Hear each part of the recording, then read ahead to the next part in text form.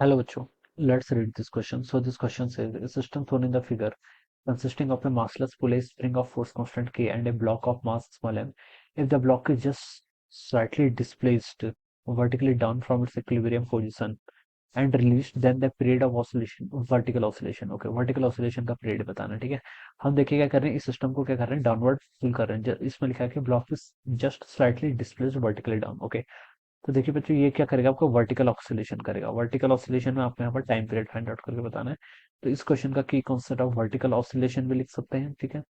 और क्या लिख सकते हैं, टाइम पीरियड भी लिख सकते हैं, ठीक है। तो चलिए बच्चों इस क्वेश्चन को स्टार्ट करें। तो देखिए बच्चों ये सिचुएशन इस तरीके से है आपकी। ये आपका मास है, ठीक है। ये यहाँ से ऐसे कनेक्ट कर रखा है, ठीक है।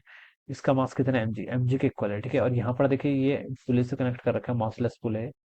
ये एक स्प्रिंग है जिसका स्प्रिंग कांस्टेंट के इक्वल दिया हुआ है, और अदर एंड आपने यहाँ पर से ऐसे कुछ फिक्स किया हुआ है, ठीक है।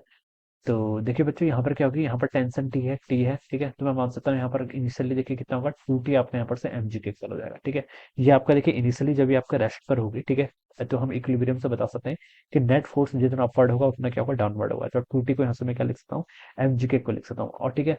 तो देखिए बच्चों ये इसकी जब इक्विलिब्रियम पोजीशन है, मान लीजिए तब इसमें जो एक्सटेंशन है वो एक्स नॉट के इक्वल है, तो मैं यहाँ पर से लिख सकता हूँ टी किसके इक्वल हो जाएगा, यहाँ से आपके के टाइम्स एक्स नॉट के equal. X not is the extension in the equilibrium position.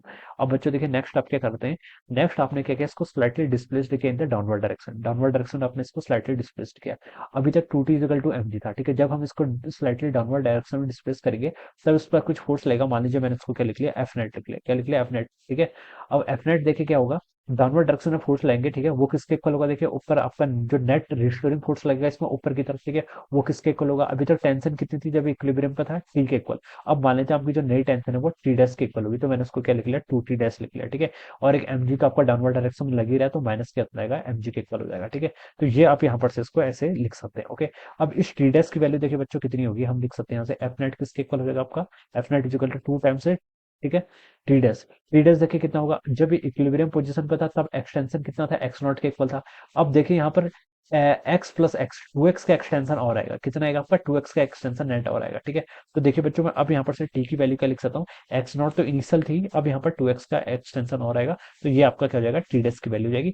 Minus आपका यहाँ पर से एम जी है, ऐसे ही रहेगा, ठीक है। अब इसको देखिए आपका लिख सकते हैं जो नेट फोर्स आएगा। मैं यहाँ से basically time period find out करना चाह रहा हूँ ना, तो मुझे टाइम पीरियड बताना है। टाइम पीरियड के लिए क्या जरूरत है, टी इक्वल टू होता है देखिए आपका 2 pi times under root of M divided by आपका के इफेक्टिव। तो मैं इस के इफेक्टिव की वैल्यू को कैलकुलेट करना चाह रहा हूँ। और के इफेक्टिव किसके इक्वल होगा, एफ नेट की वैल्यू, इसी से आपको मिलेगा के इफेक्टिव की वैल्यू। तो इसको सॉल्व करेंगे तो यहाँ से 2 के एक्स नॉट हो गया, प्लस आपका 2 के इंटू 2 एक्स नॉट कितना होगा, 4x के एक्स माइनस आपके यहाँ से एम जी, ठीक है।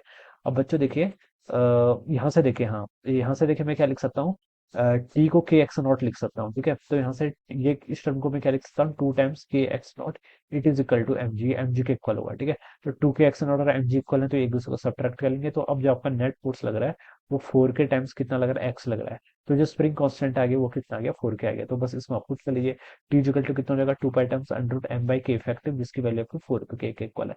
तो this must be the right answer. ये क्या होगा, आपका ऑसिलेशन का टाइम पीरियड होगा। तो ये आपका देखिए एम बाई 4 के 2 पाई टाइम्स, ये आपका बी ऑप्शन पे गिवन है। तो ऑप्शन बी क्या होगा इस क्वेश्चन के करस्पॉन्डिंग आपका राइट आंसर हो जाएगा, ठीक है।